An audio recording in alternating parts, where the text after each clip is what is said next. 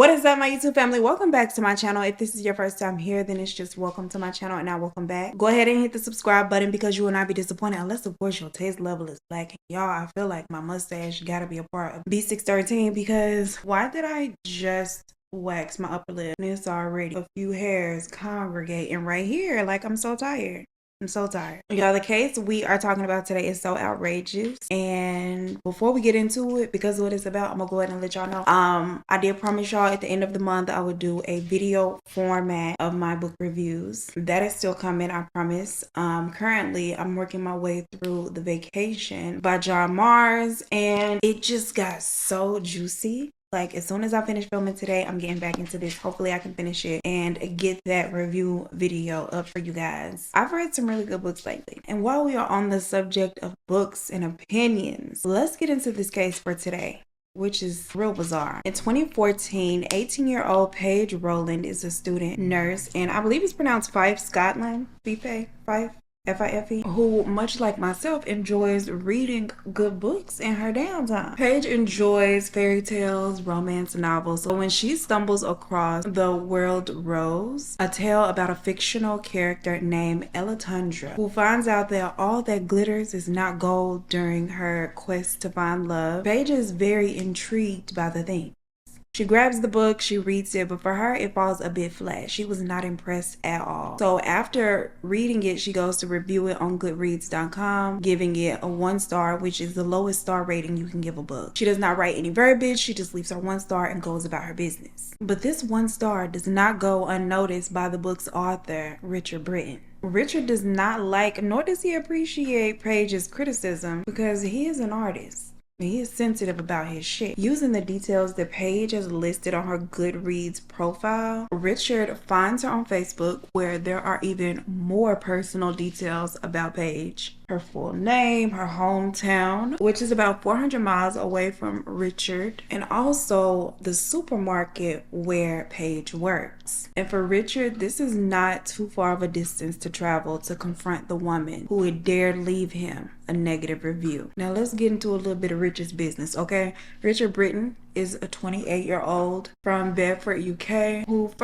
before becoming known as an author, was cast into the spotlight at 19 when he became a contestant on a show called Countdown in 2006. Now, Countdown is a British show where people compete against one another and they also race against the clock to find as many words as they can form from a group of 9 letters, very much like Scrabble. But it also requires some level of mathematical skills. The show is very popular amongst the Brits, and Richard is not only a contestant, he wins the show and is crowned a champion. In the following year, he comes out on top of another game show called Brain Teaser in January of 2007. Here he is showing his proud moments of being a winner. Now, one could reasonably assume that Richard is this very smart, very bright, intelligent guy. But I feel like that's very questionable considering everything that has transpired. Just a few years later, in 2012, Richard asks a former classmate of his, Ella Durant, if she would like to be on his team for another game show that he plans on participating in called University Challenge. This is another very popular show where 2 teams of 4 college students face off against each other. Each team is representing their university and they are competing, answering really tough questions. Robert asks Ella not only because he thinks Ella is smart and could be a great asset to his team, but also because he has a crush on Ella. He finds her very attractive. She is interested in being on the show, so she fills out the form that he gives her. And Richard doesn't just simply, take her application and turn it in with his. No. He makes a note of her home address and makes things very weird between them by sending her a Valentine's Day card to her house. And as if that was not strange enough, at the time that she received the Valentine's Day card, she had noticed that in the recent weeks, Richard has been very active on her Facebook account. He has been liking all of her posts. Every time she logs into her account, there are notifications from him, like mass liking her posts. And regardless of what she posts, it could be a picture of a lima bean. She can always count on Richard to be in the comments finding something to say, sometimes leaving several comments at once. Now, she of course gets the hint that maybe he has a little liking for her. She tries to ignore it, but then Richard begins showing up at the bar that she works at all the time. Now by this point, she attempts to let him down easily, but easy and subtle does not appear to work on Richard. Meanwhile, his behavior is becoming more and more erratic, alarming. Not only did he take her address from her application, he also took her phone number. So he starts calling the girl, leaving her voicemail messages, professing his love for her when she stops answering him. He will also leave voicemail messages playing this song by the Beatles called I Wanna Hold Your Hand. Richard was just very weird. He wanted that girl, he liked that girl, and he wanted her to know, despite how she felt about it. And make no mistake, he had no shame at all. He was well aware that all of his antics gave stalker. He actually documents all of it from his point of view in this online blog that he had started called The Benevolent Stalker. In this blog, Richard writes, I'm just gonna give you an example of how crazy it was. Benevolent stalking is different to malevolent stalking because the latter is intended to cause harm or induce fear, but the former is purely an expression of affection. So he don't see nothing wrong with a little stalking. Another one of the posts reads, it was her smile that enchanted me, which may sound cliche, but it is the truth. Her smile simulated the deepest feeling of wonderment inside of my being. Some people offer fake smiles, but a smile should never be forced. There is something incredible and indefinably good about a genuine smile. She was pretty too. We did a quiz together and I kissed her cheek when I left. I invited her onto the BBC University Challenge team that I was putting together. I don't know if I'm brainy enough, Rich, she said. We need beauty as well as brains, I replied. She agreed to be on our team. Don't worry, honey. I'll get these forms filled out for you, she said when I provided her with the paperwork, as though it was a privilege to have her on our team, which it was. She let me choose a picture of her to use on the form since she was busy, end quote. And I mean, it's not that bad, but it get worse than that. This is a timeline of events. In another post, he writes, determined to impress her and get our team onto TV, I intensively revised my general knowledge. I also frequented the student bar where she works. I figured out what hours she did each day, and I went at those times. And this next post that I'm gonna read to y'all, this is after she had tried to let him know that he was starting to creep her out. He says, over the next few weeks, when it became clear that I had no chance with her, my behavior became increasingly erratic. I would drink 2 bottles of wine and go in a club, climb over the fence after being kicked out, and get into fights. I got banned, which means I can no longer go to the bar where she works. Occasionally, I passed her on the street.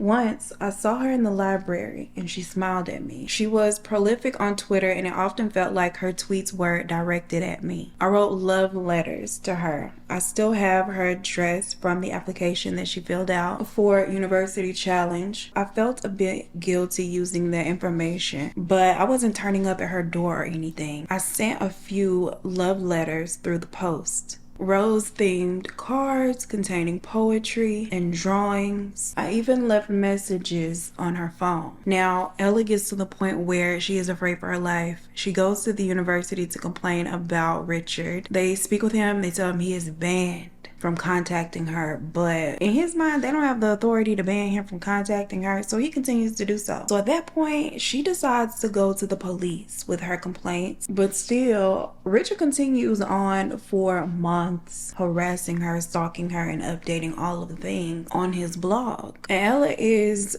basically unable to live her life peacefully without the presence of Richard lurking in the background, making his unwanted presence very known. It gets to the point where she just doesn't even feel safe locally, so she relocates to Glasgow, which is a little over 400 miles away, and things from Richard get quiet, at least for now. The only way he can contact her is online, and she has the means to block him. So she is living peacefully, at least for a couple of months. She is settled into her new life for just that amount of time, a couple of months, before she receives a message from Richard. And this message is asking her to read his self-published book called The World Rose. And in this book, the main character, Ella, is a princess. inspired by her, of course. Now, of course, it's creepy, but she decides to just ignore it, right? With all this space between them, surely he is harmless, even if he is out here writing fictional books about her. But in her thinking, Ella is very wrong. Weeks later, after she received the message, Richard reappears in the flesh. He has found her. During one of her outings, she looks up and she sees him standing across the street. And when they make eye contact, he just waves and smiles at her. Now, she has a very opposite that reaction, okay? She pulls out her phone, she dials their equivalent to 911, and she is trying to get away from him, but he is actively following her down the street. The police meet her at Glasgow Central Railroad Station, but by the time they arrived, he was nowhere to be found, so they just take her statement down, make a report, and give her a ride home. And the next day, Mama did not even leave her apartment. She was so afraid that she run into him again. She had been careful this time around not to put so many personal details about, especially her location where she worked, online, so for him to find her was just crazy. When she finally does leave her apartment 2 days after spotting him in public, she sees him again as she is returning to her apartment from work. Now, unfortunately for Ella, she has a job, so she can't stay holed up in that apartment. 2 days later, she returns to work, still looking over her shoulder, and when she returns home from work, again, there he is. He attempts to say something to her, but she just starts screaming, child. Screaming, hoping to bring attention to herself from all the people around just in case he tried to pull something. Now, it is very shocking that he has not given up his pursuit with her moving 400 miles away, but what's more shocking is what he'd written in his blog about it. Richard had this plan for them to disappear together and allow the world to allege that he had kidnapped her, which would then make them both famous. He writes, quote, "I saw her on the street and approached her and called her name, but she freaked out." Like, sir, of course she did. Of course she freaked out. He goes on to say, "How?" She said, "How are you here?" She turned and snapped me on her phone before hurrying away. Not her taking a picture of him. Child, it's all a mess. He continues on to say, "I didn't even get to tell her about my plan. I didn't want to make a scene because people were staring. I also realized that I didn't have the heart to ask her if she would like to be kidnapped. We would go into the hills and camp out for a few days while the nation searched. I have brought the necessary supplies."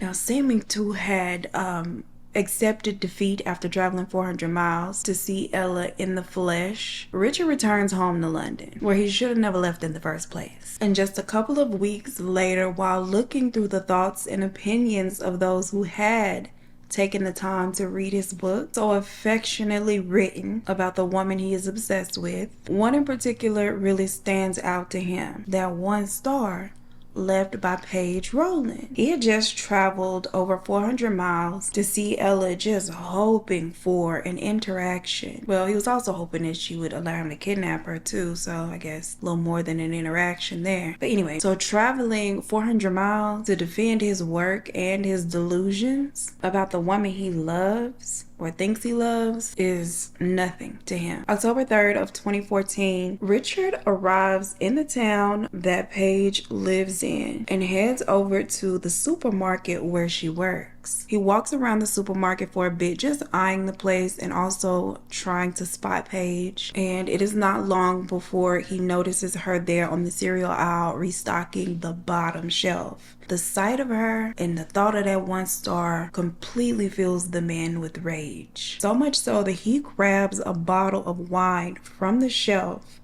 goes back to the cereal aisle, walks right up behind 18-year-old Paige, and slams the bottle as hard as he can against the top back of her head, leaving a gaping wound that would require stitches, but fortunately for her was not fatal. Immediately, he decides to flee on foot, but police are very quick to identify and locate Richard. He is charged for his attack on Paige. Having just shown up in Glasgow harassing Ella, she is finally able to have him met with stalking charges as well. Initially, Richard pleads not guilty to all charges in both both instances, but he eventually changes his guilty plea for both set of charges in November of 2015 and is sentenced to 30 months in jail. Now, March of 2017, he is released, but he is placed on an indefinite non-harassment order. And despite said order, Paige has not heard the last of Richard. After his release, he messages her on Facebook saying, quote, "I dreamed of you last night. Are you going to send me back to prison?"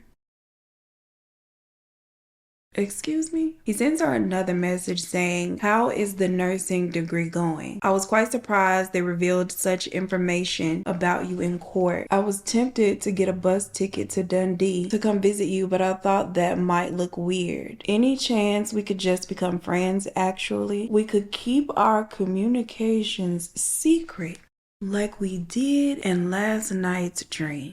When she does not respond, he sends her a handwritten letter calling her his Scotch tartan queen. And he also wrote this point for her. "Scottish pine, daughter of mine. One day I'll head north beyond the Firth of Forth and take what belongs to me, that everlasting tree, which has taken root. You are so very cute. There is no need to frown. I like your natural brown. It's similar to the earth, my woman of great worth. Jackdaw, raven, rook, raving by the sun. She loves a good book and loathes a bad one. Scotch tartan queen, holy Highland Grail. Her eyes are green, her skin is pale. She is that bright white light burning and turning against Fife. I dreamed of her last night. She cured me of my strife. In the cereal aisle, we made contact with one another. Since that day, I have loved her like no other. Sir, you ran up behind my girl, bust her in the back of the head with a bottle of Stella Rosa. What do you mean? What do you mean with all of this?" After receiving the handwritten letter, Paige, of course, goes down to the police station because what are you doing here and what are you talking about? But prosecutors make the decision not to go forward pressing any charges against him because of concerns about his mental health. His mental health, not her. So she has since moved again to a location, child. I wouldn't say if I did know because of obvious reasons. And she did give a quote to the Daily Record saying, "I live in fear every day that he's gonna track me down again," which is very sad. She applied for criminal injury compensation, but they denied my girl, saying that she had not suffered any physical long-term limitations as a result of him attacking her. As for Richard, his original blog, The Benevolent Stalker, it has since been taken down. He launched a new one because Ella, of course, is no longer the target of his affection. Paige is some twisted way he's fallen for her. The new blog is called Putting New Wine in New Bottles. He started the blog to discuss his experience in jail. In one entry titled "My Prison Experience," he writes, "I spent 15 months in HMP Perth, recently named the most violent prison in Scotland. I was only subjected to violence on one occasion, however, when I was momentarily strangled by a psychotic inmate for no obvious reason." Child, I can imagine you know why that person strangled you. "This triggered some sort of psychosis in me as I got a voice in my head telling me that I was the devil." Well, girl, I could have told you that. "The voice later told me to stare directly at the sun, which I did for several days. After a while, you can feel the sun's energy inside you. I did this while listening to the Beach Boys. It was an unforgettable experience." He goes on to say, "I've been told that staring directly at the sun can damage the eyes or leave you with a dark spot. Luckily, this didn't happen to me. My eyesight did get slightly worse during my confinement, but I don't know if it was related to the sun gazing. When I first went to prison, I was obviously very nervous. I first shared a cell with a guy called Ross. He had some sort of mental disorder which made him vulnerable. He kept talking even through the night, which eventually got irritating, but he made it through his 30 months and was released back into the wild." So yeah, Richard Brittain is still out there. He's written more books all of which have like a 1 star on Goodreads. Let's look at his book reviews, shall we? Richard, don't you bring your ass around here. Let's look at his book reviews. Richard Brittain. Now my battery about to die. Let's see what's going on. Oh, he almost got 2 stars on the World Rose. This almost makes me want to read it. That's crazy. Like, what are you talking about in here? She just said that, well, the alleged, okay. Incredibly dull and meandering. I need this book like I need a bottle hole in the head. And she's just talking about how he did. They are just talking about what he did. But somebody liked it because he has a couple 5 stars. Let's see what the 5 stars said. I wonder why all these idiots are giving this book 1 star. Okay, the author, an awful person, but you're rating the book, not the author. Here I go saying author again. Great love story. Moving. A jolly good book by a highly astute writer with a refreshing original approach. In my view, The Word Rose is nothing short of a masterpiece. Maybe the best book I read in 2016. Damn. What about this one? What about Boondoggle? Y'all think Boondoggle got a good review? It's got 6 reviews, which except one is 1 star. Grammatical errors. Please stop writing for the betterment of society. Your book makes me want to physically rip my eyes out. Pick a struggle at this point. You don't know how to write. You don't know how to keep your little wings in check. And you also failed at killing someone. Are you going to come after me too now because I was a meanie? Rot in jail, baby girl. Okay, I'm done reading his reviews. Girl, don't come around here. Do not come around here, Richard. I do not play, and neither does Blue. Yeah.